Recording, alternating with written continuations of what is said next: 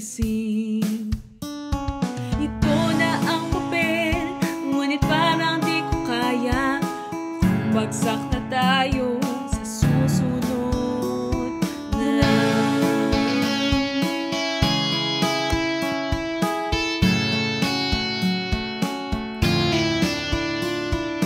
Patutupad ko ang pangarap ko.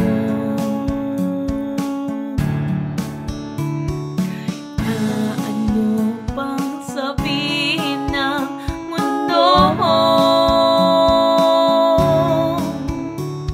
hindi ako papayag harangin ng numero ang buhay ko.